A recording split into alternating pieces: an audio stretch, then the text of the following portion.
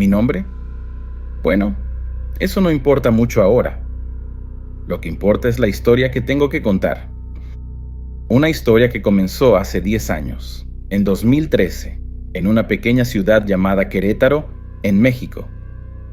Acababa de cumplir 18 años y trabajaba a medio tiempo en una cafetería local. Ya sabes, el típico trabajo de estudiante para juntar algo de dinero para los estudios. Poco sabía que mi vida estaba a punto de cambiar para siempre. Querétaro siempre fue una ciudad tranquila, de esas que pasas sin darte cuenta cuando estás viajando. Calles empedradas, iglesias antiguas, plazas llenas de gente los fines de semana. El tipo de lugar donde todos se conocen y el chisme es la principal diversión. Vivía con mis padres en una casita sencilla cerca del centro. Iba a la escuela por la mañana y trabajaba por la tarde. Una vida normal, sin grandes emociones. Pero entonces, una noche de viernes, todo cambió. Estaba saliendo del trabajo, exhausto después de horas friendo papas y atendiendo clientes malhumorados, cuando recibí un mensaje en el celular. Era de Javier, uno de mis mejores amigos de la escuela. Necesito hablar con ustedes. Urgente. Encuentro en la plaza en media hora. El tono del mensaje me dejó inquieto. Javier nunca fue de dramas. Llegué a la plaza y encontré al resto del grupo ya reunido. Elena, Sofía, Marco y Daniela estaban allí, todos con caras preocupadas. Javier llegó último, jadeante y con una expresión que nunca había visto antes. Mezcla de miedo con excitación. Nos reunió en un círculo apretado y comenzó a hablar en voz baja, como si tuviera miedo de que alguien escuchara. Chicos, no van a creer lo que descubrí, comenzó, sus ojos brillando de una manera extraña. ¿Recuerdan esa construcción abandonada en las afueras de la ciudad? Dicen que está embrujada, y yo encontré una manera de que podamos contactar a los espíritus que viven allí. Sentí un escalofrío recorrer mi espalda. Javier siempre fue el más atrevido del grupo, pero esto era otro nivel.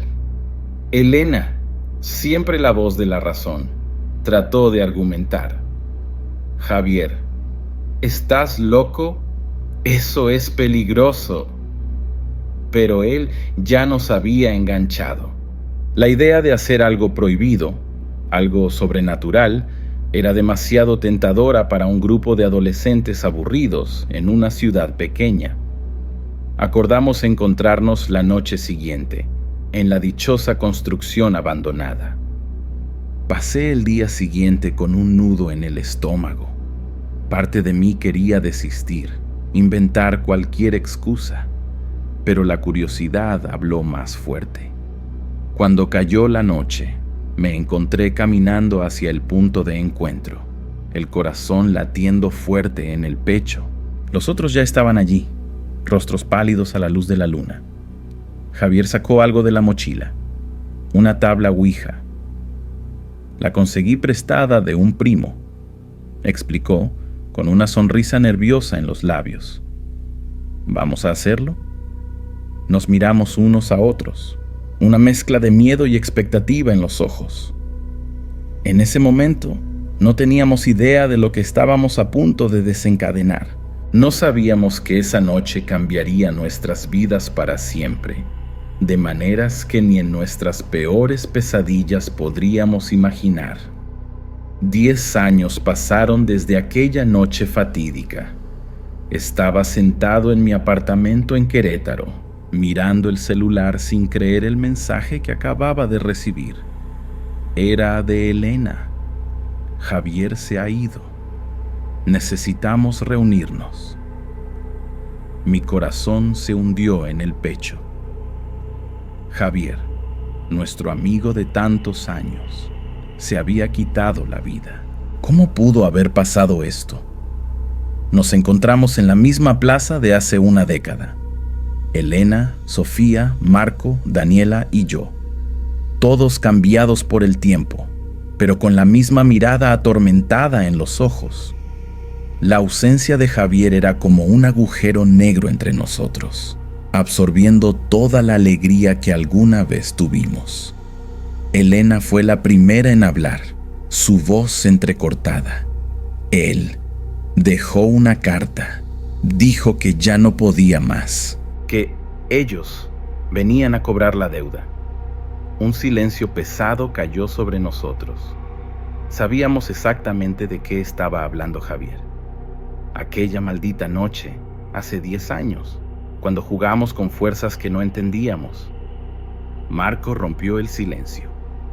¿Creen que tiene algo que ver con aquello? Nadie respondió, pero las miradas intercambiadas lo decían todo. Claro que tenía que ver. Sofía, siempre la más sensible del grupo, comenzó a llorar en voz baja. Deberíamos haber hecho algo. Deberíamos haberlo ayudado. Pero, ¿qué podríamos haber hecho? Después de aquella noche, Javier cambió. Se alejó de todos nosotros. Se enfocó en los estudios. En pocos años, él y su familia se volvieron ricos. Pensamos que era solo coincidencia, que había tenido suerte en la vida. Daniela, que siempre fue la más escéptica, intentó racionalizar. Chicos, vamos con calma. No podemos simplemente creer que una broma de adolescentes causó esto.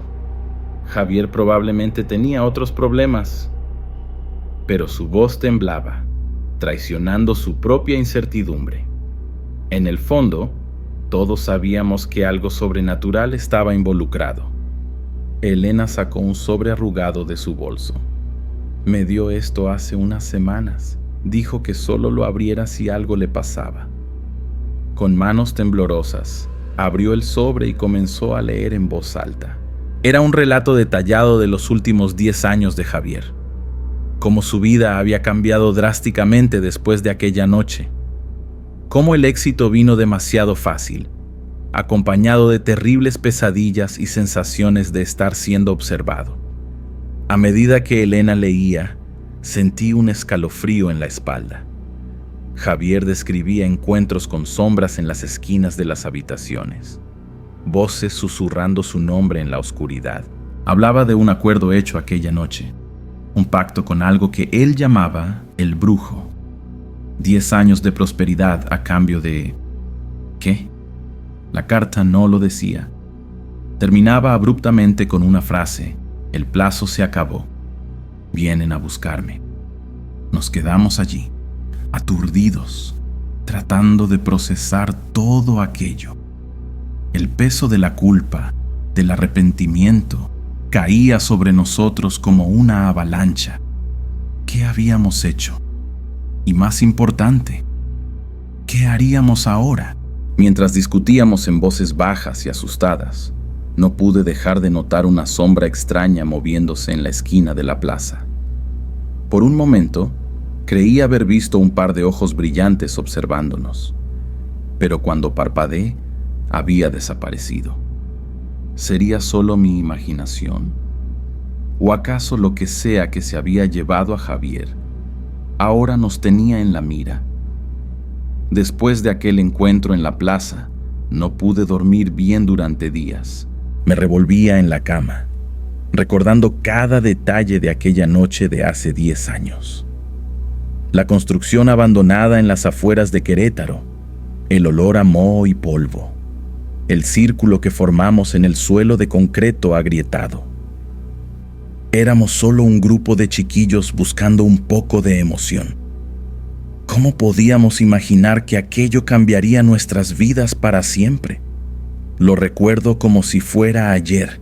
Javier colocó la tabla Ouija en el centro de nuestro círculo, la débil luz de nuestras linternas bailando en las paredes descascaradas. Elena estaba visiblemente nerviosa, mordiéndose el labio inferior. Marco intentaba hacerse el duro, pero se notaba que tenía miedo. Sofía y Daniela se abrazaban, temblando no solo de frío. Y yo estaba en éxtasis, emocionado con la idea de hacer algo prohibido, peligroso. ¿Quién va a empezar?, preguntó Javier, su voz haciendo eco en el espacio vacío. Nadie se ofreció voluntario. Después de un silencio tenso, él suspiró. Está bien, yo empiezo. Puso los dedos en la plancheta y nosotros lo imitamos. El aire se volvió pesado, como si toda la atmósfera hubiera cambiado de repente. Javier cerró los ojos y comenzó. Espíritus del más allá, estamos aquí para comunicarnos. ¿Hay alguien ahí? Por unos segundos no pasó nada. Estábamos a punto de reír, aliviados, cuando lo sentimos. La plancheta comenzó a moverse, lentamente al principio, luego más rápido. Nuestras manos seguían el movimiento, como si fueran jaladas por una fuerza invisible. Sofía soltó un gritito ahogado cuando la pieza se detuvo sobre el sí en el tablero. Javier, con los ojos brillando de emoción, continuó. ¿Quién está ahí? ¿Cuál es tu nombre? La plancheta se deslizó por el tablero, deteniéndose en cada letra por un instante. E-L-B-R-U-J-O. El brujo, susurró Javier, una sonrisa extraña formándose en sus labios. ¿Qué quieres?, preguntó. La respuesta llegó rápida. A-C-U-E-R-D-O. Sentí un frío en el estómago. Esto estaba yendo demasiado lejos. Quise quitar la mano, pero era como si estuviera pegada a la plancheta. ¿Qué tipo de acuerdo?, insistió Javier, ignorando las miradas asustadas que intercambiábamos. P-O-D-E-R, respondió la entidad. R-I-Q-U-E-Z-A. Los ojos de Javier brillaron con una luz extraña. ¿Y qué quieres a cambio?, preguntó con la voz temblorosa de expectación. La respuesta hizo que se me helara la sangre. A-L-M-A. 10-A-N-I-E-O-S. 10 años. La entidad quería el alma de alguien en 10 años. Elena intentó interrumpir. Basta, Javier. Esto se está poniendo peligroso. Pero él la ignoró. Acepto, dijo firmemente. En ese instante, todas las linternas se apagaron al mismo tiempo. Un viento helado barrió el lugar, trayendo un olor a azufre. Oí gritos, llanto y luego silencio. Cuando las luces volvieron, segundos después, Javier estaba tirado en el suelo, inconsciente. Salimos corriendo de allí, arrastrando a Javier con nosotros. Cuando despertó, minutos después, dijo no recordar nada. Decidimos hacer un pacto de silencio. Nunca más hablar sobre aquella noche. Seguimos con nuestras vidas, fingiendo que nada había pasado. Pero ahora, 10 años después, con Javier muerto, la verdad nos golpeaba como un puñetazo en el estómago. El acuerdo era real y el plazo acababa de vencer. En los días que siguieron a la muerte de Javier, intentamos seguir con nuestras vidas, pero era imposible. La culpa, el miedo y la incertidumbre nos carcomían por dentro. Elena, que se había casado con Javier hace 5 años, estaba destrozada. Nos contó detalles de los últimos meses que me pusieron los pelos de punta. Empezó con pesadillas. Dijo, con voz temblorosa. Javier se despertaba gritando casi todas las noches, hablando de sombras y voces. Estábamos todos reunidos en la casa de Elena, una mansión imponente que contrastaba con la sencillez de nuestra juventud. El éxito de Javier había sido meteórico. En pocos años después de aquella noche fatídica, fundó una empresa de tecnología que explotó en el mercado. Dinero, fama, poder, todo vino demasiado fácil. Ahora entendía por qué. Empezó a ver cosas. Continuó Elena, sombras en las esquinas de las habitaciones, reflejos extraños en los espejos. Marco, siempre el más escéptico del grupo, intentó racionalizar. Debe haber sido estrés, Elena. El éxito rápido puede afectar la cabeza de cualquiera. Pero ella negó con la cabeza, las lágrimas corriendo por su rostro. No era solo eso, estaban las marcas. Sacó un álbum de fotos y nos lo mostró. Eran imágenes de Javier con quemaduras inexplicables en el cuerpo, en forma de símbolos que nunca había visto antes. Sofía soltó un grito ahogado al ver las fotos. Esto se parece a los símbolos de la tabla Ouija de aquella noche, susurró. Un silencio pesado cayó sobre nosotros. Era verdad. Las marcas eran idénticas a los extraños símbolos grabados en los bordes de aquella maldita tabla. Javier repetía que el plazo se estaba acabando. Continuó Elena, que ellos vendrían a cobrar la deuda. Daniela, que había permanecido callada hasta entonces, finalmente habló. Tenemos que hacer algo. No podemos dejar esto así. Tenía razón. ¿Pero qué? ¿Qué podíamos hacer contra algo que ni siquiera entendíamos bien? Javier buscó ayuda, dijo Elena, sacando una tarjeta arrugada de su bolso. Consultó a un curandero local, un tal Don Miguel. Dijo que era nuestra última esperanza. Miré la tarjeta. La dirección era de una región apartada de Querétaro, conocida por sus leyendas y supersticiones. Vamos allá, dije, sorprendiéndome a mí mismo con la firmeza en mi voz. Los demás estuvieron de acuerdo, mitad reacios, mitad aliviados por tener un plan de acción. Acordamos ir al día siguiente, al amanecer. Esa noche, volví a mi apartamento con la cabeza dando vueltas. Mientras me preparaba para dormir, no podía dejar de pensar en todo lo que había sucedido. Fue entonces cuando lo noté. En el espejo del baño, por un segundo, creí haber visto una sombra detrás de mí. Una figura alta, usando algo que parecía un sombrero antiguo. Mi corazón se aceleró. Cuando me di la vuelta, no había nada allí, pero el olor, un leve olor a azufre, flotaba en el aire. Me acosté con un peso en el pecho. ¿Qué habíamos desencadenado aquella noche, hace 10 años? Y más importante, ¿habría aún tiempo de corregir nuestro error? ¿O acaso, al igual que Javier, estábamos todos marcados? Con estos pensamientos sombríos, caí en un sueño agitado, poblado de pesadillas de sombras y susurros, y la sensación constante de estar siendo observado. El sol apenas había salido cuando nos encontramos frente a la casa de Elena. Todos teníamos profundas ojeras, señal de que nadie había dormido bien. Tomamos el coche de Marco, el único lo suficientemente grande para llevarnos a todos, y partimos hacia la dirección del curandero. El viaje fue silencioso, cada uno perdido en sus propios pensamientos y miedos. Después de casi 2 horas de carretera, llegamos a un pueblito que parecía detenido en el tiempo.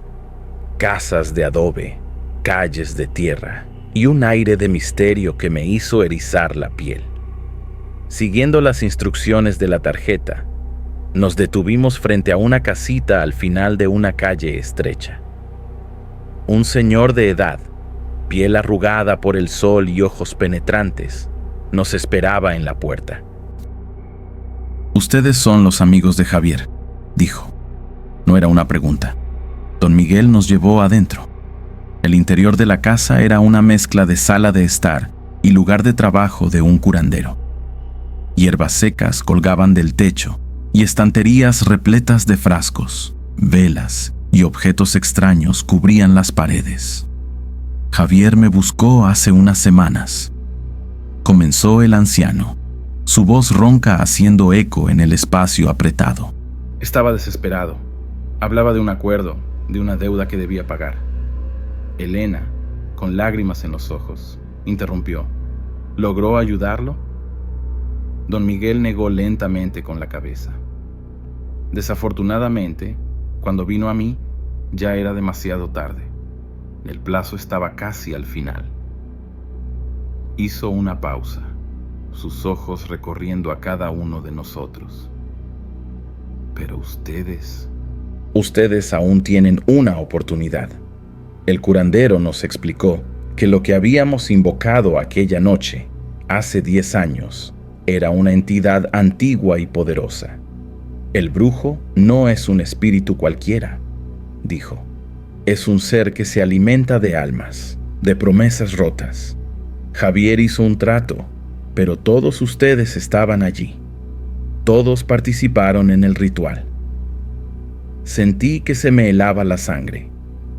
¿Quiere decir que todos estamos en peligro?, pregunté, con la voz apenas saliendo.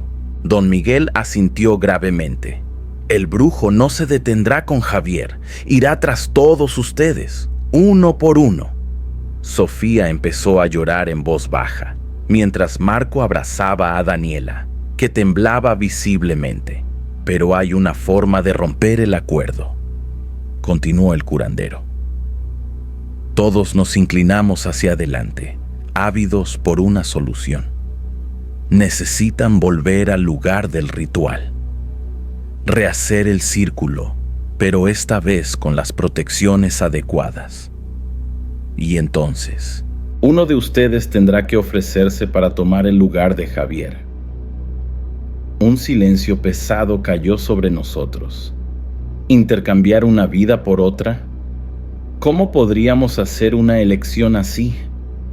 ¿No hay otra manera?, preguntó Elena, con la voz entrecortada. Don Miguel negó con la cabeza. Desafortunadamente, no. Se hizo un trato. Un alma debe ser entregada. Pero si hacen esto, los demás quedarán libres. Salimos de la casa del curandero con más preguntas que respuestas. En el camino de vuelta, discutimos nuestras opciones, o la falta de ellas. Nadie quería ofrecerse voluntario, por supuesto. Pero la alternativa, esperar a que el brujo viniera por nosotros, uno por uno, era igualmente aterradora. Cuando llegamos de vuelta a Querétaro, ya era de noche. Nos despedimos con la promesa de encontrarnos al día siguiente para tomar una decisión. Pero mientras caminaba hacia mi apartamento, no pude evitar notar las sombras que parecían moverse en las esquinas, los susurros que el viento parecía llevar. Y me pregunté, ¿tendríamos tiempo suficiente para hacer nuestra elección? ¿O acaso el brujo ya estaba cansado de esperar? La noche del velorio de Javier llegó demasiado rápido. Nos reunimos en la funeraria más tradicional de Querétaro, un edificio antiguo de paredes blancas y ventanas altas. El ataúd estaba en el centro de la sala principal, rodeado de coronas de flores y velas temblorosas. Elena estaba sentada a su lado, con los ojos rojos e hinchados de tanto llorar. El resto de nosotros nos quedamos un poco alejados, como si tuviéramos miedo de acercarnos demasiado. Conforme avanzaba la noche, la sala se fue vaciando. Pronto, solo quedamos nosotros 5, los sobrevivientes de aquella maldita noche de hace 10 años. Nos juntamos en un rincón, hablando en susurros. ¿Y entonces?, preguntó Marco, rompiendo el tenso silencio. ¿Qué vamos a hacer? Nadie respondió de inmediato. La idea de volver a aquella construcción abandonada, de rehacer el ritual, era aterradora. Pero la alternativa... Yo iré, dijo Elena de repente, su voz firme a pesar de las lágrimas. Me ofreceré en lugar de Javier. Todos protestamos inmediatamente. ¡No, Elena!, exclamó Sofía. ¡No puedes ser tú! Javier no querría eso. Elena dio una sonrisa triste. Él se fue por nuestra culpa. Es lo mínimo que puedo hacer. La discusión continuó, cada uno de nosotros tratando de encontrar una solución que no implicara sacrificar a nadie. Fue entonces cuando lo noté. Un movimiento fuera de la ventana. Una figura alta, usando algo que parecía un sombrero antiguo. Mi corazón se aceleró. «Chicos», susurré señalando. Todos se giraron para mirar. La figura estaba parada, inmóvil, observándonos. Incluso desde lejos se podía sentir un aura de amenaza, de poder. «Es él», murmuró Daniela con voz temblorosa. «El brujo». Como si hubiera escuchado su nombre, la figura comenzó a moverse hacia la entrada de la funeraria. Entramos en pánico.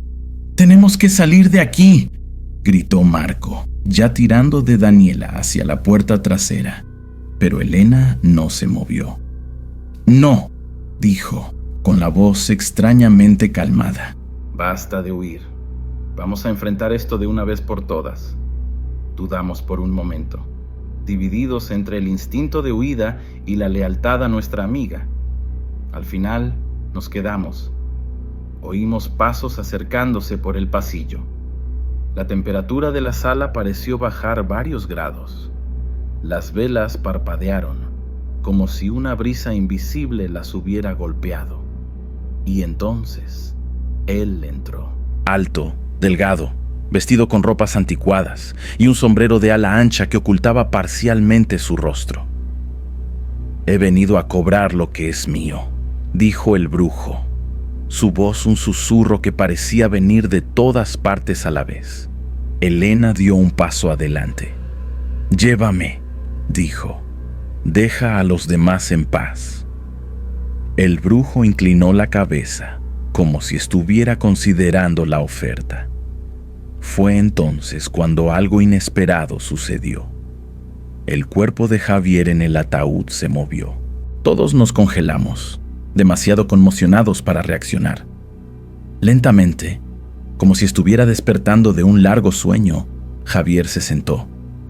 Sus ojos, cuando se abrieron, brillaban con una luz sobrenatural. Cuando habló, su voz era una mezcla de la suya propia y de algo otro. «El acuerdo no está completo», dijo. «Todos ustedes participaron, todos deben pagar».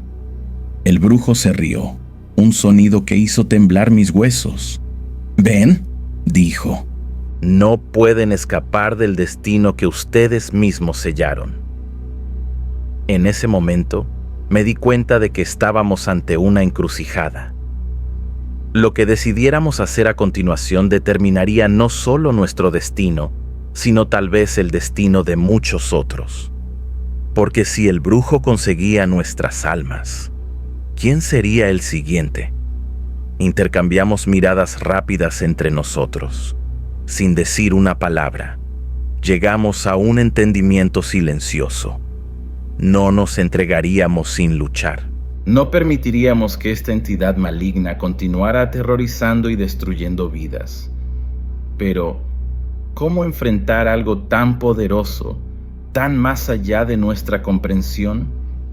La respuesta, me di cuenta con un escalofrío, estaba justo ahí, en el conocimiento que don Miguel nos había transmitido. Tendríamos que usar la magia contra la magia y rezar para ser lo suficientemente fuertes como para soportar las consecuencias. El tiempo parecía haberse congelado en aquella sala de la funeraria.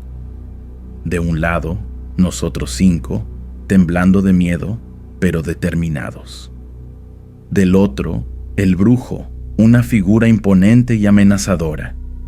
Y en medio, Javier, o lo que quedaba de él, sentado en el ataúd con ojos brillando de una forma sobrenatural. Fue Elena quien rompió el silencio, su voz firme a pesar del temblor en sus manos. «No vamos a entregarnos», dijo, mirando fijamente a el brujo. «Cometimos un error hace 10 años, pero no vamos a pagar con nuestras almas». El brujo inclinó la cabeza, como si estuviera curioso. ¿Y cómo pretenden impedírmelo?, preguntó, su voz haciendo eco de forma antinatural. Fue entonces cuando recordé las palabras de don Miguel. Di un paso adelante, sintiendo el peso de las miradas de todos sobre mí. Vamos a rehacer el ritual, dije, sorprendido por la firmeza en mi propia voz. Pero esta vez lo haremos correctamente. Saqué del bolsillo una bolsita de hierbas que don Miguel me había dado. El fuerte olor a salvia y romero llenó el aire. El brujo retrocedió un poco, como si el aroma lo molestara. Me di cuenta de que estábamos en el camino correcto. Rápidamente formamos un círculo alrededor del ataúd de Javier. Elena comenzó a recitar las palabras que don Miguel nos había enseñado, y una mezcla de español antiguo y una lengua que no reconocía. El aire en la sala se volvió pesado, cargado de electricidad. Las velas parpadearon violentamente y luego se apagaron, dejándonos en penumbra. El brujo soltó un rugido de ira y avanzó hacia nosotros, pero algo lo detuvo. Era como si hubiera una barrera invisible alrededor de nuestro círculo. Él golpeaba contra ella, furioso, mientras continuábamos con el ritual. Javier, o la cosa que estaba usando su cuerpo, comenzó a retorcerse en el ataúd, gritando de una forma que no parecía humana. ¡Continúen!, grité, viendo que Sofía y Marco vacilaban, asustados por la escena. ¡No podemos parar ahora! Elena aumentó el volumen de su voz, las palabras del ritual fluyendo con más fuerza. Sentí algo caliente escurriendo de mi nariz, sangre. Miré a los demás y vi que todos estaban sangrando de alguna forma. El precio de la magia, pensé, recordando la advertencia de don Miguel. La sala comenzó a temblar, como si estuviera ocurriendo un terremoto. Objetos caían de los estantes, cuadros se desprendían de las paredes, pero mantuvimos nuestra posición, nuestras manos unidas con fuerza. El brujo parecía estar disolviéndose, su forma volviéndose cada vez más etérea.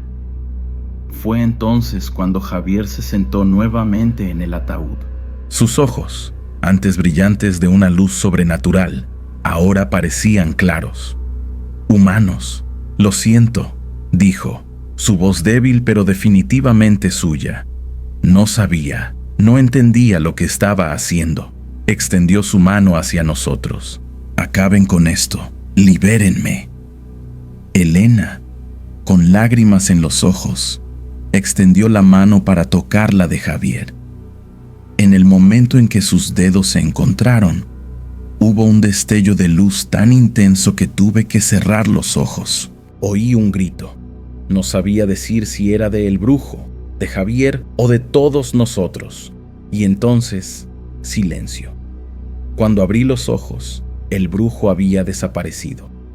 El cuerpo de Javier yacía pacíficamente en el ataúd, como si nunca se hubiera movido. Estábamos todos caídos en el suelo, exhaustos y sangrando, pero vivos. El aire parecía más ligero, como si un gran peso hubiera sido removido. Lentamente nos levantamos, apenas creyendo lo que había sucedido. Habíamos enfrentado algo más allá de nuestra comprensión y, de alguna manera, habíamos sobrevivido. Pero mientras miraba a mis amigos, al cuerpo de Javier, a la destrucción a nuestro alrededor, una pregunta resonaba en mi mente. ¿Realmente había terminado? ¿O solo habíamos pospuesto algo inevitable? Los días que siguieron al enfrentamiento en la funeraria fueron un borrón de explicaciones confusas, limpieza e intentos de volver a la normalidad. Nadie creyó nuestra historia, por supuesto. La policía atribuyó la destrucción a un terremoto localizado, algo raro pero no imposible. El cuerpo de Javier fue enterrado sin más incidentes y poco a poco la vida en Querétaro volvió a la normalidad. Pero para nosotros 5, nada sería como antes. Nos reunimos una última vez, una semana después, en el mismo café donde solíamos encontrarnos en la adolescencia. El lugar no había cambiado mucho, pero nosotros éramos personas completamente diferentes. Elena fue la primera en hablar, su voz baja y cansada. ¿Qué hacemos ahora?, preguntó, mirando a cada uno de nosotros. Marco suspiró, pasándose la mano por el cabello ahora gris en las sienes. Seguimos adelante, supongo. ¿Qué más podemos hacer? Sofía negó con la cabeza, lágrimas en los ojos. ¿Cómo podemos simplemente seguir adelante después de todo esto? Después de lo que hicimos, de lo que vimos. Daniela, que había permanecido en silencio hasta entonces, finalmente habló. Tal vez podamos usar lo que aprendimos para ayudar a otras personas, impedir que algo así vuelva a suceder. La idea flotó entre nosotros, una posibilidad que nunca antes habíamos considerado. Don Miguel dijo que existen otros como el brujo por ahí, dije, recordando las palabras del curandero. Otras entidades, otros acuerdos. Tal vez podamos hacer la diferencia. Los demás me miraron, una mezcla de miedo y determinación en sus rostros. Elena asintió lentamente. Javier se ha ido, pero nosotros seguimos aquí. Tal vez sea por una razón. Extendió su mano, colocándola en el centro de la mesa. Uno por uno, pusimos nuestras manos sobre la suya. Era un juramento silencioso, una promesa de usar nuestro conocimiento, nuestra experiencia, para proteger a otros. Pero mientras salíamos del café, cada uno siguiendo su camino, no pude evitar sentir un escalofrío. Miré hacia atrás y, por un momento, creí haber visto una figura familiar usando un sombrero de ala ancha al otro lado de la calle. Cuando parpadeé, había desaparecido. ¿Habría sido solo mi imaginación? ¿O acaso nuestra batalla con lo sobrenatural estaba lejos de terminar?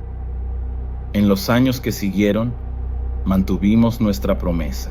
Estudiamos, investigamos, ayudamos a personas que se encontraban en situaciones similares a la nuestra. A veces, lográbamos evitar tragedias. Otras veces, llegábamos demasiado tarde. Pero siempre llevábamos con nosotros el recuerdo de aquella noche en la funeraria, el peso de nuestro error y el precio que Javier pagó por él.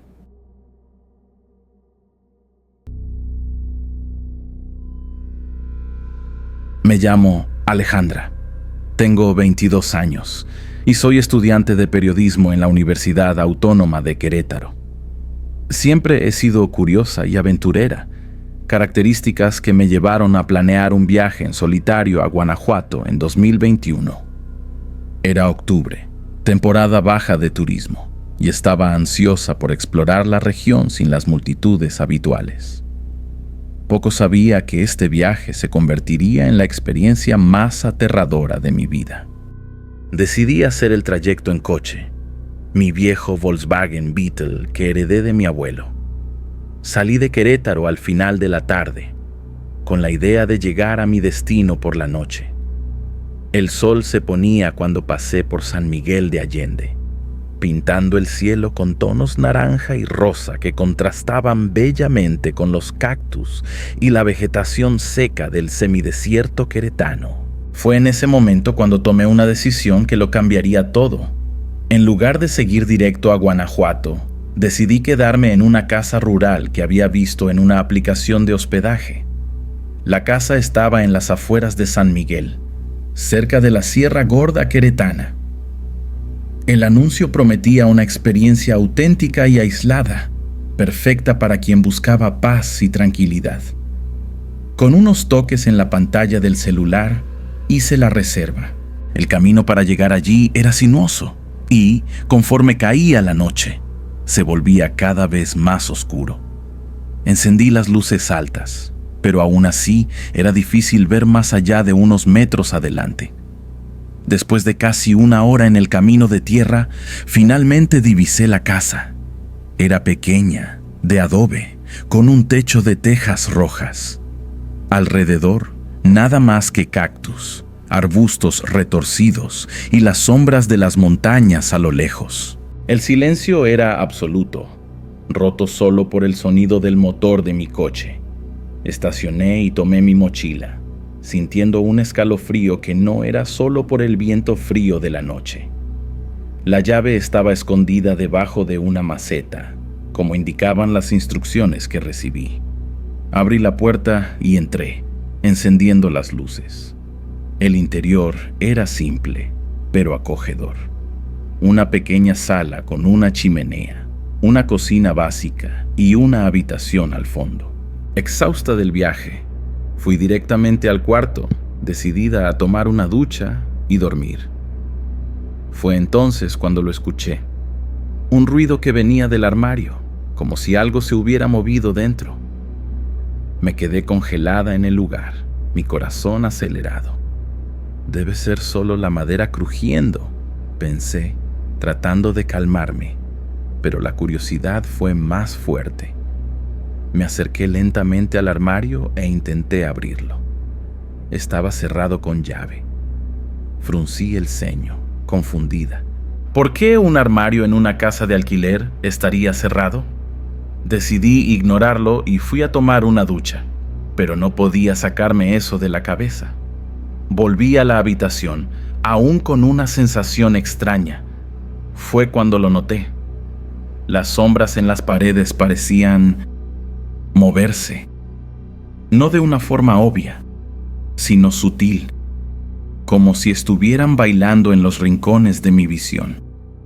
Me froté los ojos, pensando que era solo el cansancio. Pero entonces escuché un clic. El armario se había destrabado solo. Se me heló la sangre. Algo estaba muy mal en esa casa.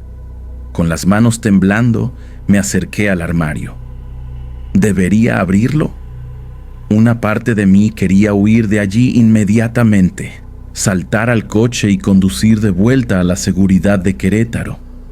Pero la periodista en mí, aquella que siempre buscaba la verdad, no podía dejar este misterio sin resolver.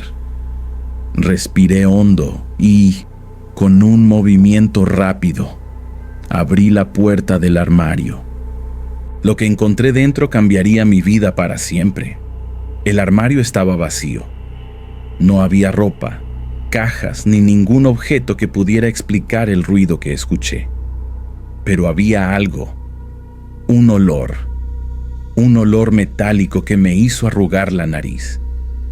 Pasé los dedos por la madera interior y sentí algo pegajoso. Cuando los acerqué a mi rostro para examinar, mi estómago se revolvió. Era sangre, fresca. Retrocedí, horrorizada, mi mente dando vueltas con posibilidades terribles. ¿Qué estaba pasando en esa casa? Decidí que era hora de irme. Rápidamente comencé a juntar mis cosas, decidida a enfrentar el camino oscuro en lugar de pasar un minuto más en ese lugar. Fue entonces cuando lo escuché. Un ruido que venía de la sala. Pasos. Me quedé congelada en el lugar, mi corazón latiendo tan fuerte que pensé que iba a explotar. Los pasos se acercaban a la habitación. Miré alrededor, desesperada, buscando algo para defenderme. Agarré una lámpara pesada de la mesita de noche, lista para luchar si fuera necesario. La puerta de la habitación se abrió lentamente y casi grité con lo que vi. Era un hombre, alto, delgado, con ropa rasgada y sucia. Pero lo que me impactó fue la sangre. Estaba cubierto de ella, de pies a cabeza. Sus ojos, desorbitados y desorientados, encontraron los míos. Por un momento nos quedamos allí, paralizados, mirándonos fijamente. Entonces habló, su voz ronca y desesperada. «Ayuda, por favor». Antes de que pudiera reaccionar, se tambaleó dentro de la habitación. Instintivamente retrocedí, aún sosteniendo la lámpara. El hombre no parecía estar en condiciones de atacarme, pero no podía estar segura. Se movió hacia la cama, cayendo de rodillas a su lado. Con movimientos frenéticos, tiró de una tabla suelta del piso y sacó una bolsa de lona escondida allí. «¿Qué está pasando?», logré preguntar, mi voz temblando. «¿Quién eres?». El hombre me miró de nuevo, sus ojos llenos de miedo y... ¿culpa? «No puedo explicar», murmuró. «No es seguro. Ellos vienen». Se levantó con dificultad, apretando la bolsa contra su pecho. Antes de que pudiera hacer más preguntas, pasó junto a mí, tambaleándose hacia la puerta principal. Me quedé allí, paralizada, escuchando sus pasos alejarse. Cuando finalmente recuperé el sentido y corrí hacia la ventana, solo vi su silueta desapareciendo en la oscuridad de la noche queretana, tragado por las sombras de los cactus y arbustos.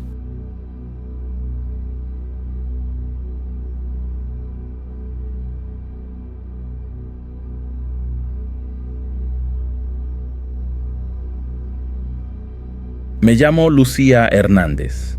Tengo 28 años y trabajo como cajera en un supermercado en la Ciudad de México.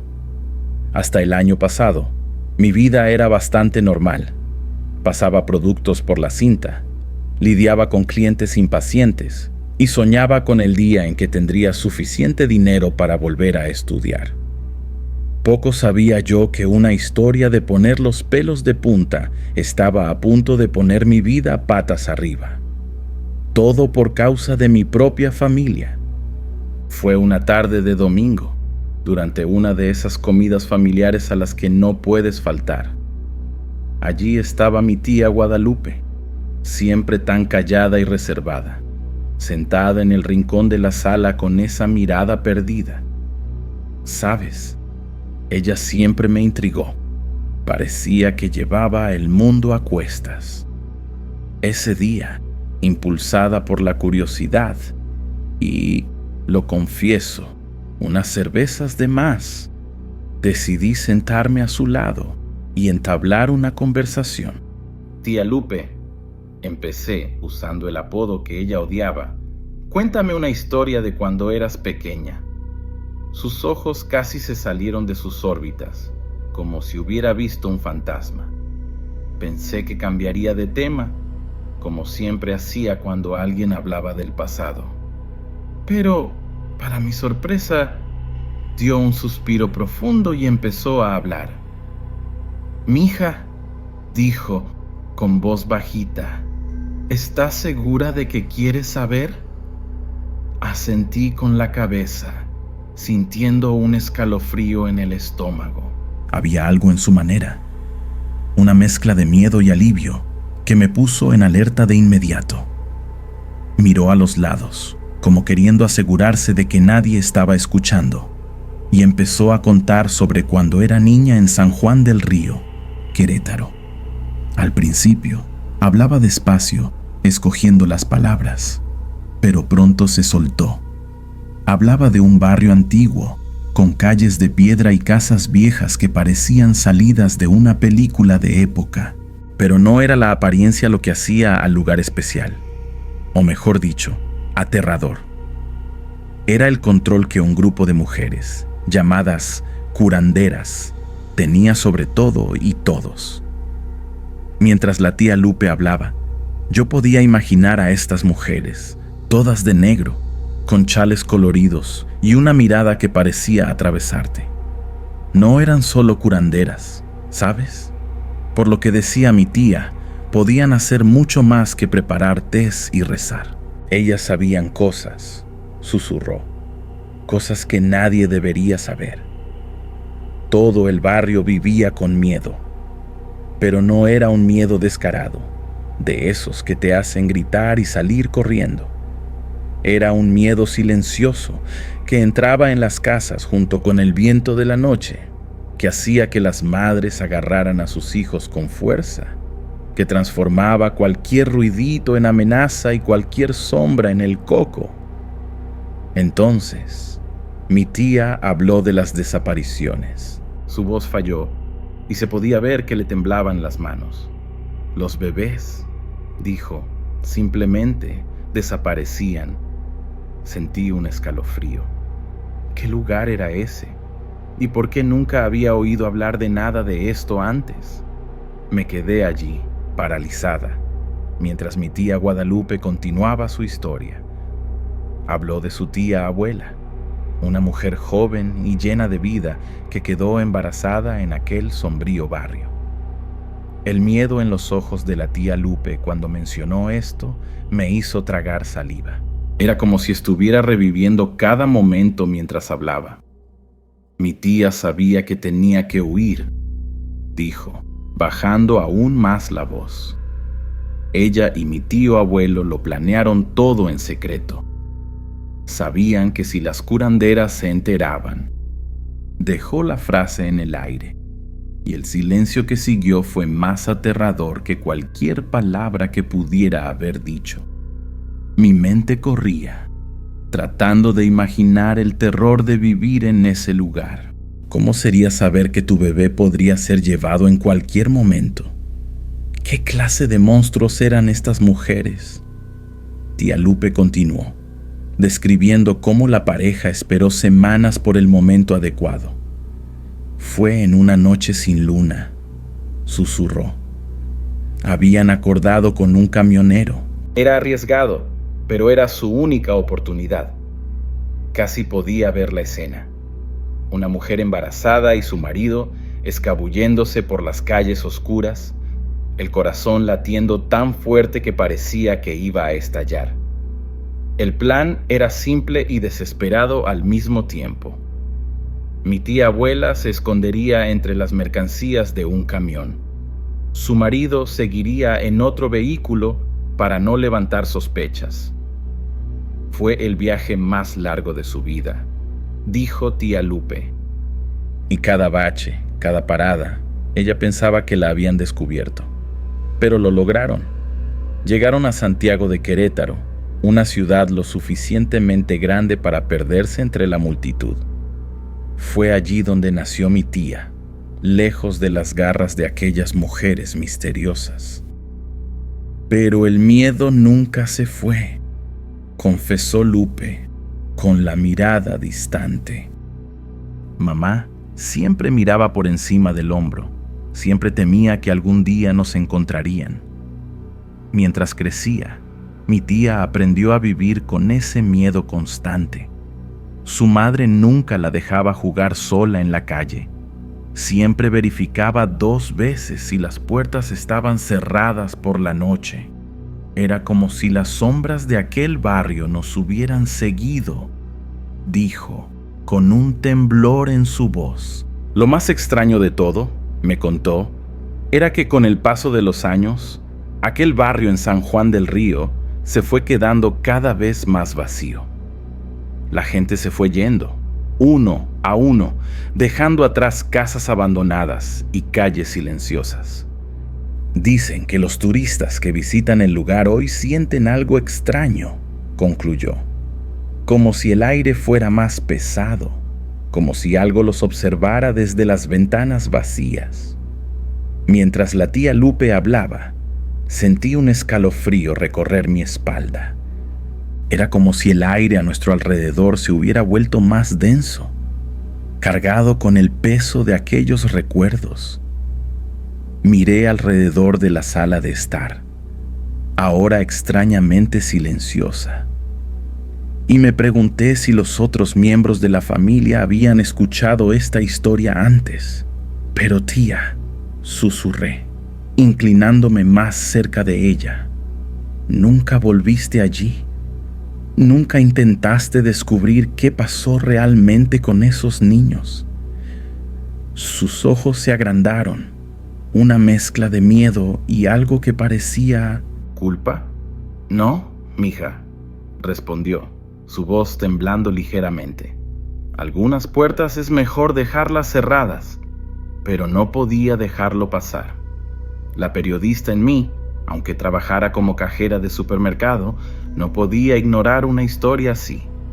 En los días siguientes, no pude dejar de pensar en el relato de mi tía. Por las noches, soñaba con calles oscuras de adoquines y mujeres de negro susurrando en esquinas sombrías. Decidí que necesitaba investigar por mi cuenta. Pedí unos días libres en el trabajo y, sin decirle a nadie de la familia, tomé un autobús a San Juan del Río. El trayecto de 4 horas pareció una eternidad. Mi mente bullendo con teorías y miedos. ¿Qué esperaba encontrar? ¿Y si las curanderas aún estaban por allí?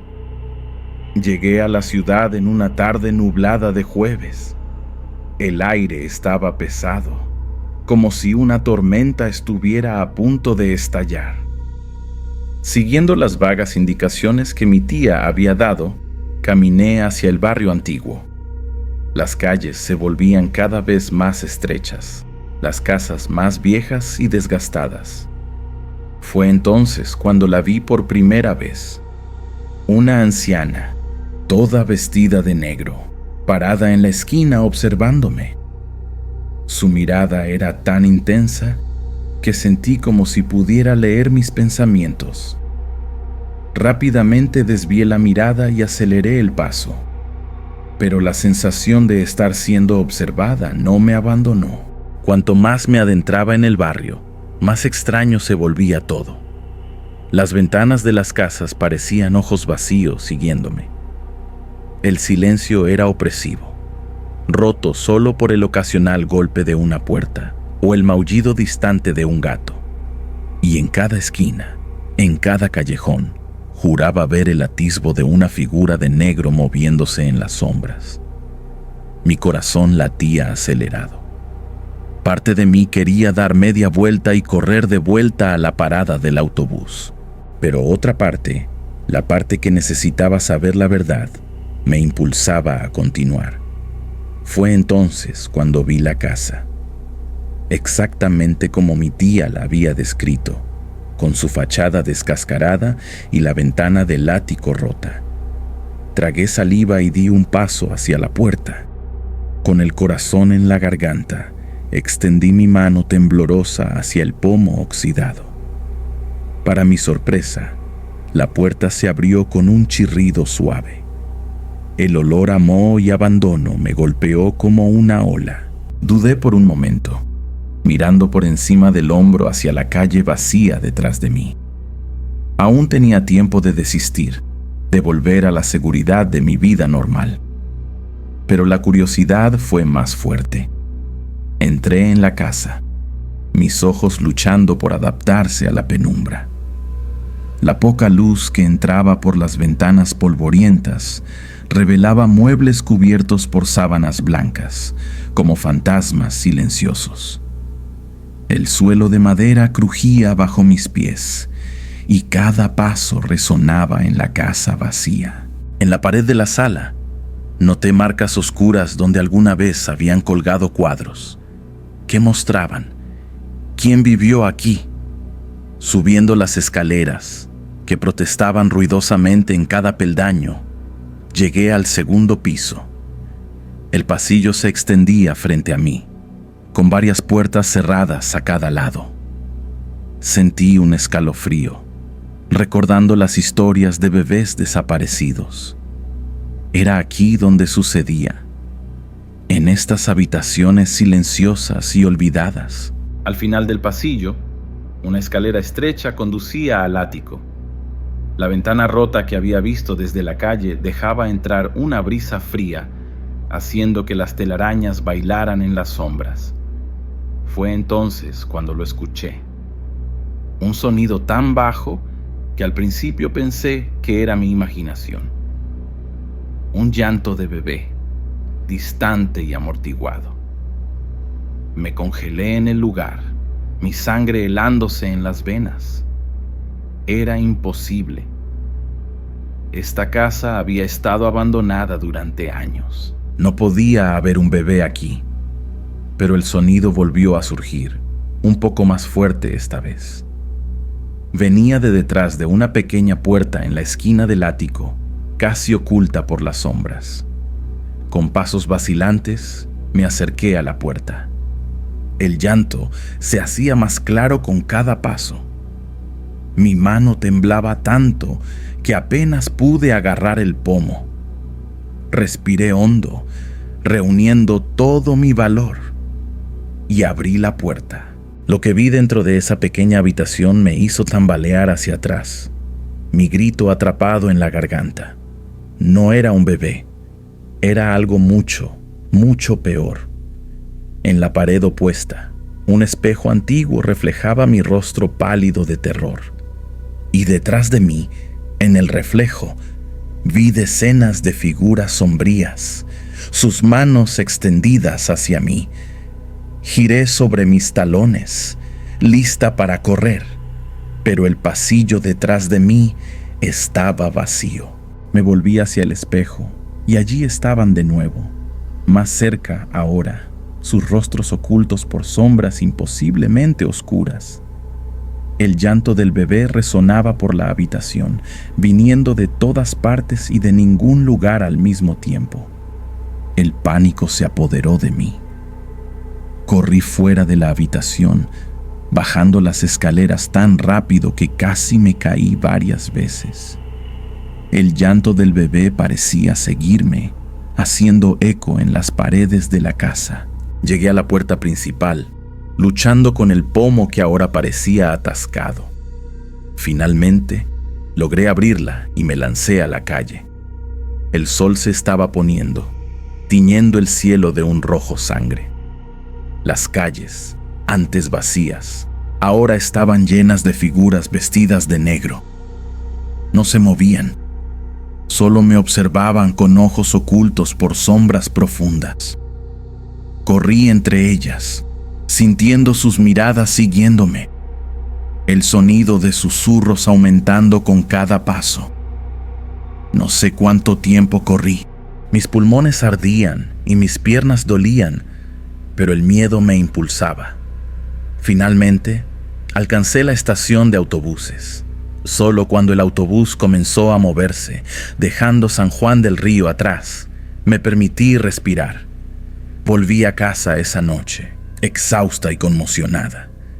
En los días siguientes, intenté convencerme a mí misma de que todo había sido producto de mi imaginación hiperactiva.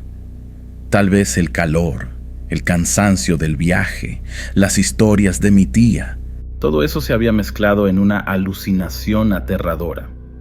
Pero entonces, una semana después, recibí una carta. No tenía remitente, solo mi nombre y dirección escritos en una caligrafía elegante y antigua. Dentro había solo un trozo de papel con un mensaje. Algunas puertas, una vez abiertas, no pueden cerrarse. Estamos esperando tu regreso. Miré por la ventana de mi apartamento, el corazón acelerado. Por un momento, creí haber visto una figura de negro en la calle, observándome. Pero cuando parpadeé, había desaparecido. Desde entonces, he vivido con miedo. Cada sombra parece esconder un secreto. Cada sonido nocturno me hace pensar en el llanto de aquel bebé fantasma. Sé que debería contarle a mi tía Lupe lo que pasó, pero las palabras se quedan atascadas en mi garganta cada vez que lo intento. Y a veces, en los momentos entre el sueño y la vigilia, oigo voces susurrando, llamándome de vuelta a San Juan del Río. Parte de mí quiere resistir, quiere olvidar todo esto. Pero otra parte, una parte que crece cada día, sabe que algún día tendré que volver. Porque algunas historias, una vez comenzadas, exigen un final. Y temo que el final de esta historia aún esté por llegar.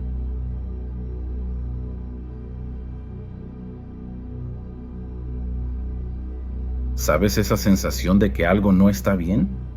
pues eso fue exactamente lo que sentí aquella noche. Mi nombre es Leonardo Martínez, y ya he perdido la cuenta de cuántas veces he tomado la carretera como camionero. Pero este viaje, este fue diferente. Todo comenzó un viernes 13. Ya vi la película, ya me reí de las supersticiones, pero ahora ya no sé nada. Salí de Querétaro como siempre, mi camión cargado y la noche oscura afuera.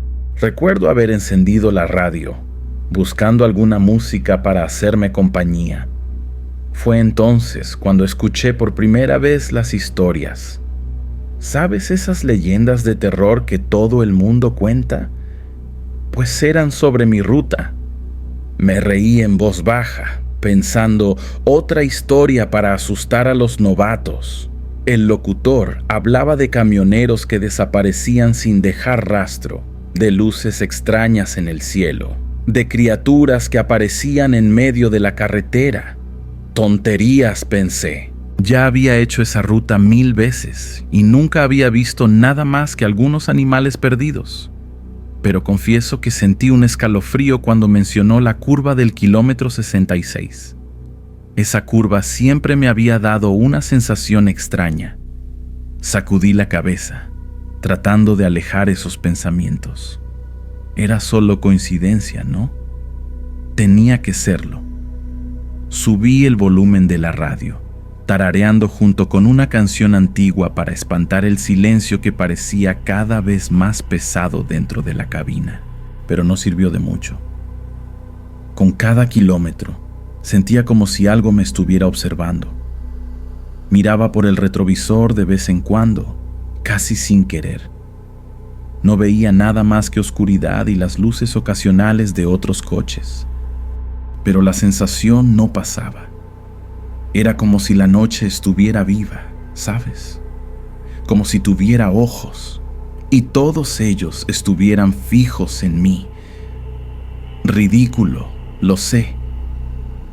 Pero en ese momento, amigo, en ese momento parecía demasiado real. Intenté concentrarme en la carretera, en las líneas blancas que pasaban rápidamente. Pensé en mi familia, en la barbacoa que íbamos a hacer el domingo. Cualquier cosa para quitarme esa sensación extraña de la cabeza. Pero entonces lo vi, o creí verlo. Ya no lo sé. Fue solo por un segundo, ¿sabes? Una sombra al lado de la carretera. Demasiado rápida para ser real. Demasiado lenta para ser imaginación. Parpadeé fuerte, apretando el volante hasta que los nudillos se me pusieron blancos. No podía ser real, me repetía a mí mismo. Eran solo las historias jugando con mi mente. Tenía que ser eso. Pero mi corazón parecía querer saltar fuera de mi pecho, y esa sensación de ser observado solo se hacía más fuerte. Fue entonces cuando decidí parar en la próxima gasolinera. Necesitaba estirar las piernas, tomar un café, cualquier cosa para aclarar mi mente. Vi las luces de la gasolinera acercándose y sentí un inmenso alivio. Poco sabía yo que esa parada sería solo el comienzo de una noche que cambiaría mi vida para siempre. Cuando llegué a la gasolinera ya pasaba de la medianoche. El lugar estaba casi desierto. Solo una luz débil parpadeaba en la tienda de conveniencia. Estacioné el camión y bajé, sintiendo las piernas temblar un poco. Hombre, estaba más cansado de lo que imaginaba. ¿O era otra cosa? Sacudí la cabeza, tratando de alejar esa sensación extraña. Entré en la tienda, la campanilla de la puerta haciendo un ruido que pareció demasiado fuerte en el silencio de la noche. Detrás del mostrador, un señor de cabello canoso me miró con curiosidad. ¿Noche difícil, hijo?, preguntó con una sonrisa amable. Me reí incómodo, pidiendo un café bien cargado. Fue entonces cuando noté el nombre en su gafete, Don Javier. Mientras preparaba el café, empecé a contar sobre el viaje, como para llenar el silencio. ¿Sabes? Hablé de las historias que había escuchado en la radio, de las leyendas sobre la carretera. Don Javier me miró con una expresión que no pude descifrar. «Ah, las historias», murmuró, entregándome el café. «Sabes, muchacho, toda leyenda tiene un fondo de verdad». Sentí un escalofrío subiendo por mi espalda. Don Javier tenía ese aire de quien sabía más de lo que estaba contando. Se inclinó sobre el mostrador, bajando la voz como si fuera a contarme un secreto. ¿Has oído hablar del Señor de los Caminos?, preguntó. Negué con la cabeza, sintiendo la garganta secarse de repente.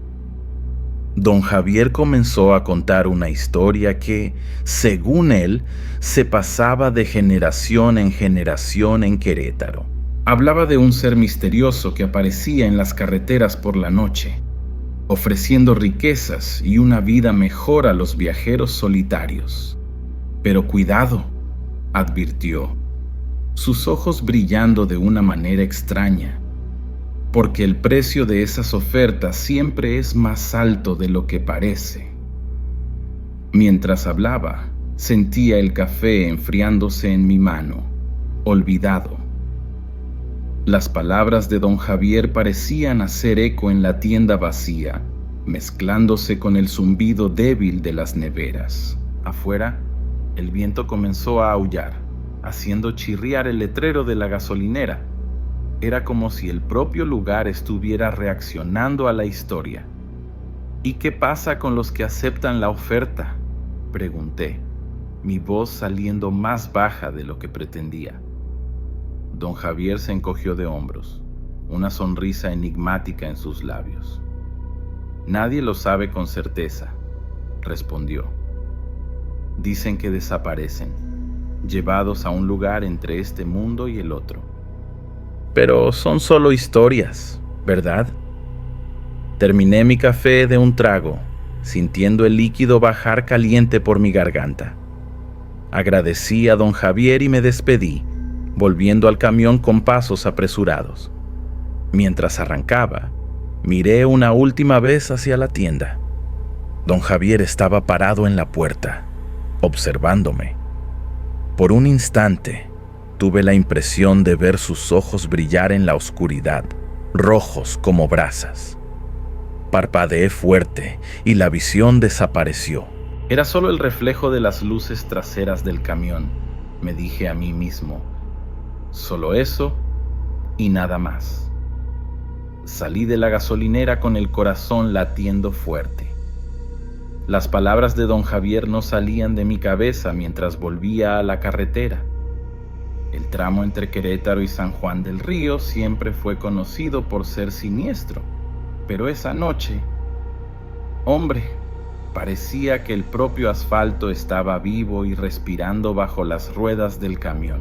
La oscuridad parecía más densa, tragándose las luces de los faros. Encendí la radio, buscando alguna distracción, pero solo encontraba estática. Era como si el mundo exterior hubiera decidido quedarse en silencio, dejándome solo con mis pensamientos. Y, créeme, en ese momento, mis pensamientos no eran nada agradables. Pasé por una zona industrial abandonada, y fue ahí cuando las cosas se pusieron aún más extrañas. El aire se volvió pesado, difícil de respirar. Era como si una niebla invisible hubiera invadido la cabina. Intenté abrir la ventana, pero el viento que entró era helado, cargado de un olor que no pude identificar. La cerré rápido, prefiriendo el bochorno a lo que fuera que estuviera ahí fuera. La radio comenzó a chirriar más fuerte, alternando entre estática y pedazos de conversaciones que no tenían sentido. Voces distorsionadas hablaban sobre el guardián de la carretera y la elección que todo viajero tiene que hacer. Intenté cambiar de estación, pero era inútil. Esas voces parecían estar en todas las frecuencias, como si quisieran decirme algo. De repente, vi algo por el rabillo del ojo. Un movimiento rápido en el borde de la carretera. Frené por instinto, el corazón casi saliéndose por la boca. Cuando miré de nuevo, no había nada allí. Solo la oscuridad y los árboles meciéndose con el viento. Pero podía jurar que había visto... ¿qué? ¿Una silueta? ¿Una sombra? Algo que no debería estar allí. Retomé el viaje, pero ahora cada sombra en la carretera parecía esconder un secreto. Los postes de luz, pocos y distantes entre sí, creaban círculos de claridad que más parecían islas en un mar de oscuridad. Y yo me sentía como un náufrago, perdido en ese océano negro, sin saber qué me esperaba más allá del alcance de los faros. El panel del camión comenzó a actuar de forma extraña. Las agujas del velocímetro y del medidor de combustible oscilaban sin motivo. Las luces parpadeaban, a veces quedándose tan débiles que apenas podía ver la carretera, otras veces tan fuertes que me cegaban por un instante. Era como si el propio camión estuviera reaccionando a algo que yo no podía ver o entender. Empecé a hablar solo, tratando de calmarme. Es solo cansancio, repetía. Solo la mente jugándome malas pasadas. Pero en el fondo lo sabía. Sabía que algo estaba mal, muy mal. La carretera frente a mí parecía extenderse infinitamente, como si San Juan del Río se estuviera alejando cada vez más con cada kilómetro que recorría. Y entonces, justo cuando pensaba que las cosas no podían ponerse peor, lo vi. Allí adelante, parado en el arcén cerca de un cruce, había una figura. Una figura que hizo que mi sangre se helara en las venas. Mi corazón casi se detuvo cuando vi aquella figura. Era un hombre, o al menos lo parecía. Estaba parado justo al borde de la carretera, cerca de un cruce que llevaba a Tequisquiapan. Disminuí la velocidad, sin saber bien qué hacer. Una parte de mí quería pisar a fondo el acelerador y pasar de largo, pero algo me hizo reducir aún más. A medida que me acercaba, comencé a notar detalles que me hicieron estremecer.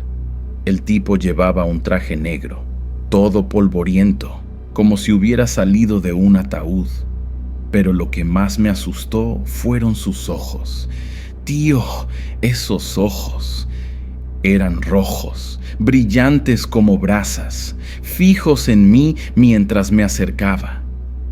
Cuando llegué más cerca, vi que sonreía. Pero no era una sonrisa normal, ¿sabes?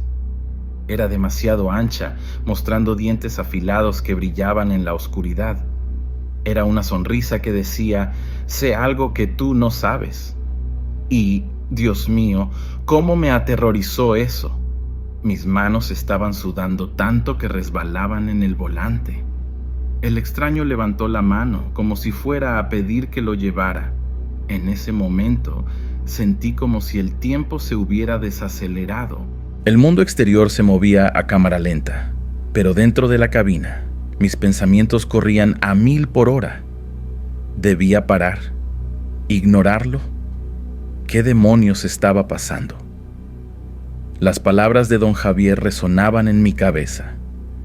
El Señor de los Caminos. Fue entonces cuando noté algo aún más perturbador.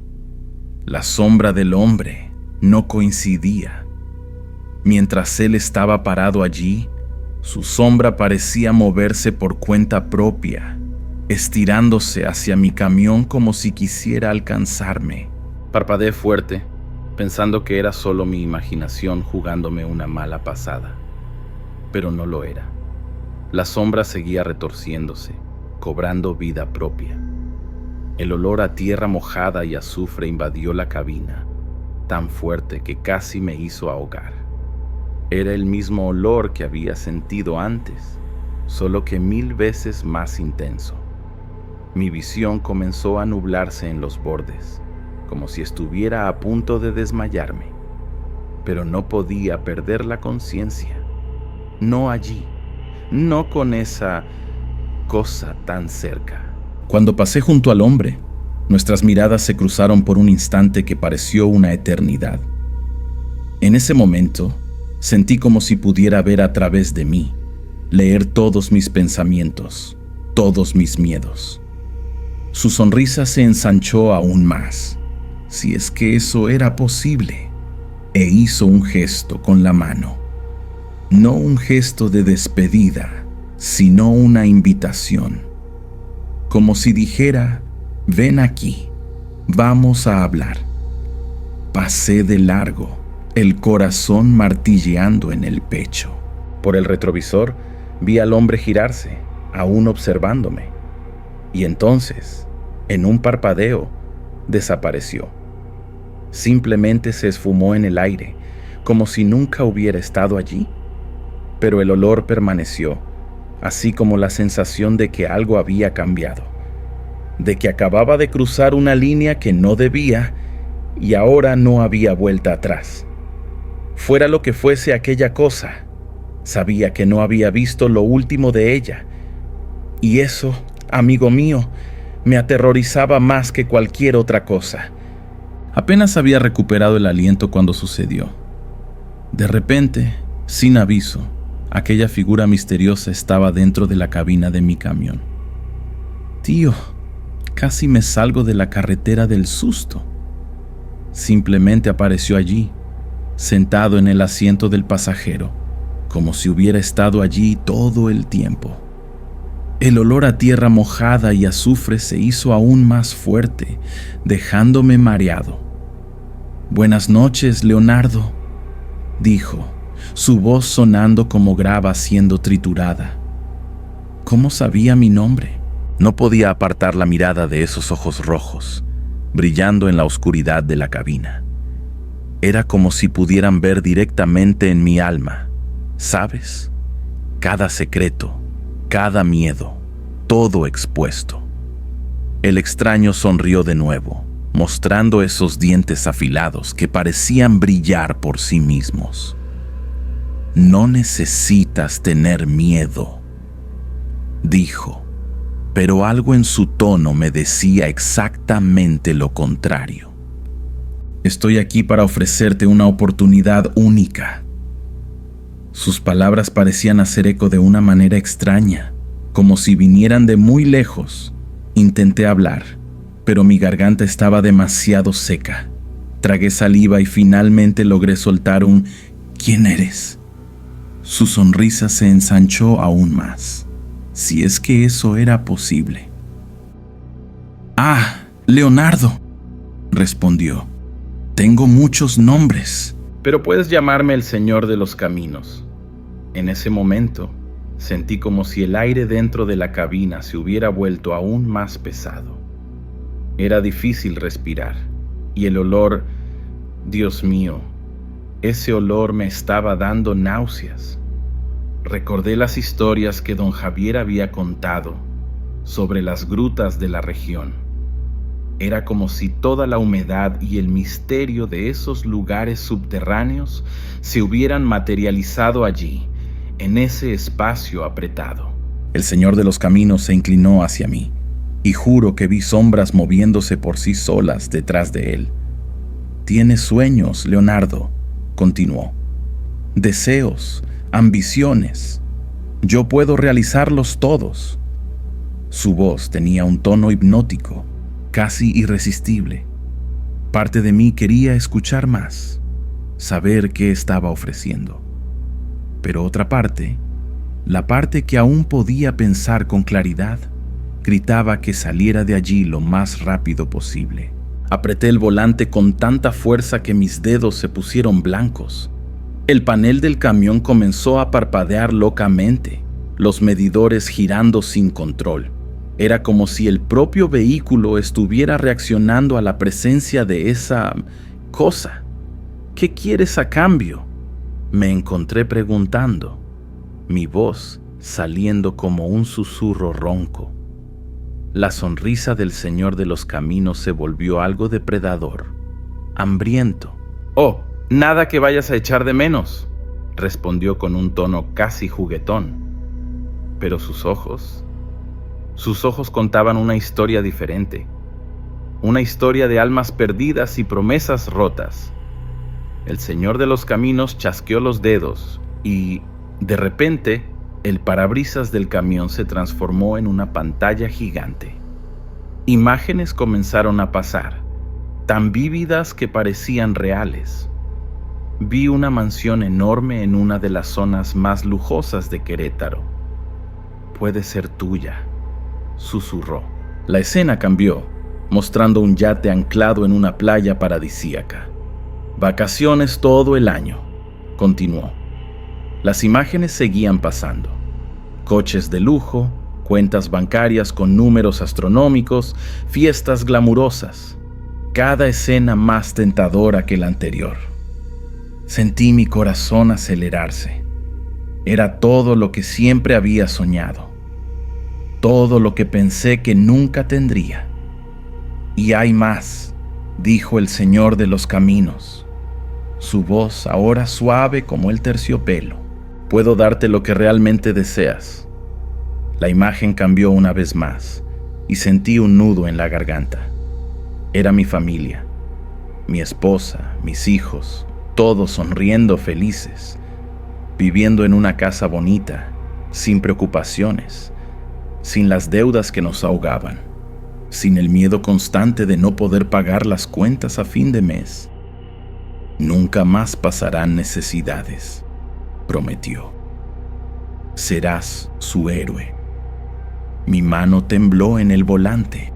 Era todo lo que quería oír, todo lo que siempre quise darles. La tentación era casi irresistible. Casi podía saborear esa nueva vida, esa felicidad. Pero algo no parecía correcto. Las palabras de don Javier resonaban en mi mente. El precio siempre es más alto de lo que parece. «¿Y qué quieres a cambio?», pregunté de nuevo, mi voz más firme esta vez. La sonrisa del Señor de los Caminos se ensanchó, mostrando más de esos dientes afilados. «Oh, nada del otro mundo», respondió casualmente. «Solo tu alma». «Pero, vamos, ¿qué es un alma comparada con todo esto?», gesticuló hacia las imágenes que aún pasaban en el parabrisas. Sentí un escalofrío recorrer mi columna. ¿Mi alma? Esto no podía ser real, ¿verdad? Pero mirando esos ojos rojos, esa sonrisa inhumana, lo sabía. Sabía que era real y que la decisión que tomara ahora cambiaría mi vida para siempre. El Señor de los Caminos se inclinó más cerca, su aliento oliendo a tierra de cementerio. «Entonces, Leonardo», susurró, «¿qué me dices? ¿Tenemos un trato?». Mi mente era un torbellino. Por un lado, todo lo que siempre había querido estaba allí, al alcance de la mano. Por otro, el precio. El precio era demasiado alto. Tragué saliva, sintiendo el sudor correr por mi frente. Las imágenes seguían pasando, tentadoras, casi hipnóticas. Tenía que tomar una decisión, y rápido, porque algo me decía que el Señor de los Caminos no era del tipo que le gustaba esperar. Mientras luchaba con la decisión, algo extraño sucedió. Una luz intensa y pura surgió en el horizonte, tan brillante que por un momento pensé que el día había amanecido de repente. Pero no, era algo diferente. Algo sobrenatural. La luz parecía cortar la oscuridad como un cuchillo, avanzando rápidamente hacia nosotros. El efecto en el Señor de los Caminos fue inmediato y impactante. Se encogió en el asiento, como si la mera visión de esa luz lo hiriera. Su rostro, antes confiado y seductor, ahora se retorcía en una mueca de dolor y rabia. «¡No!», gruñó, su voz perdiendo ese tono suave y transformándose en algo gutural y animalesco. Ahora no.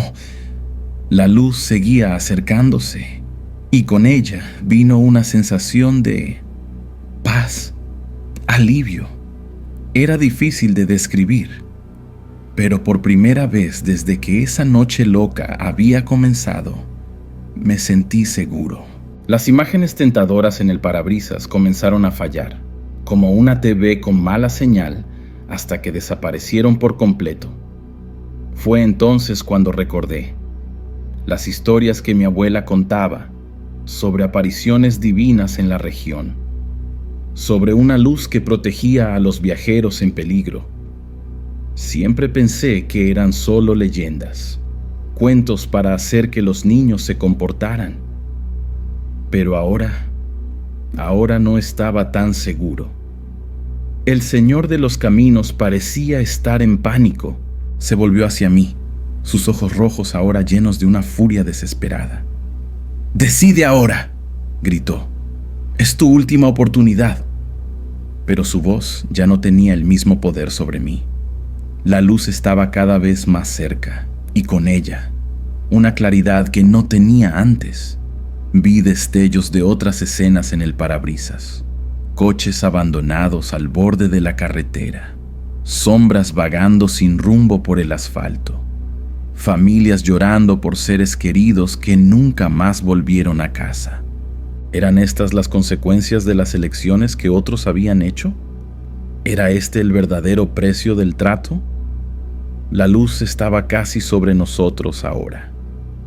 El Señor de los Caminos soltó un grito de rabia y frustración que hizo temblar los cristales del camión. «Te arrepentirás», amenazó. «Pasarás el resto de tu vida preguntándote, ¿y sí?». Pero sus palabras ya no tenían efecto. La luz inundó la cabina, tan brillante que tuve que cerrar los ojos. Cuando los abrí de nuevo, él había desaparecido. El olor a azufre y tierra mojada se había ido, reemplazado por el aroma fresco de la mañana.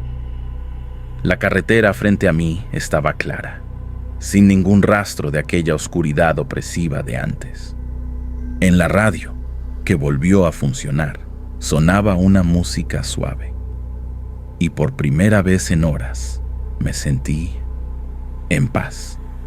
El resto del viaje fue tranquilo, casi surreal después de todo lo que había sucedido. Llegué a San Juan del Río poco después del amanecer, entregando la carga como si fuera un día normal, pero sabía que nada sería normal de nuevo. La experiencia de aquella noche había cambiado algo dentro de mí, de una manera que aún no entendía completamente. En los días siguientes, me encontré pensando mucho en lo que había pasado, en las ofertas del Señor de los Caminos, en la tentación que sentí. Y sí, hubo momentos en los que me pregunté, ¿y si hubiera aceptado? ¿Cómo sería mi vida ahora? Pero entonces miraba a mi familia, veía la alegría en sus ojos y sabía que había tomado la decisión correcta. Volví a esa gasolinera una semana después, esperando encontrar a don Javier. Quería agradecerle, contarle lo que había sucedido, pero el lugar estaba diferente, renovado, con empleados jóvenes que nunca habían oído hablar de un don Javier.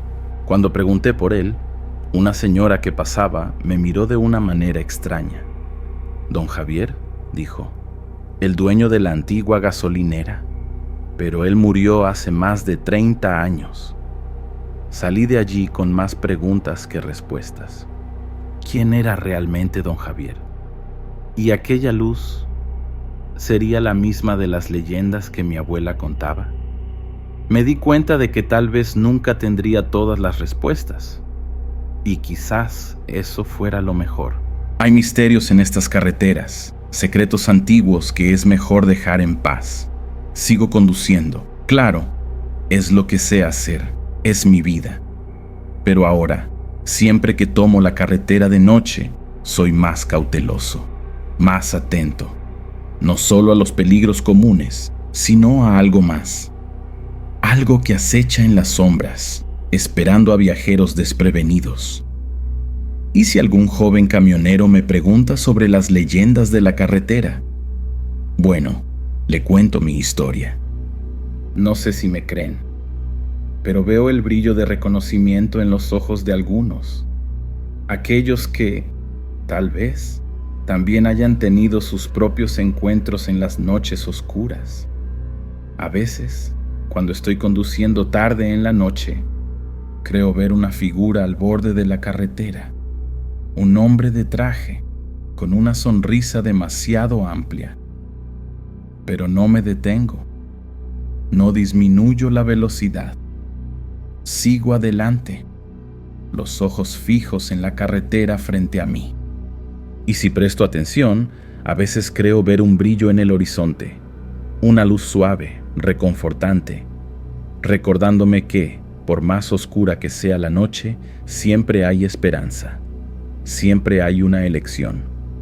Y en cuanto al Señor de los caminos, bueno, estoy seguro de que sigue por ahí, esperando, observando, listo para hacer su oferta al próximo viajero solitario. Pero ahora sé que no es el único poder en las carreteras. También hay luz para aquellos que eligen verla.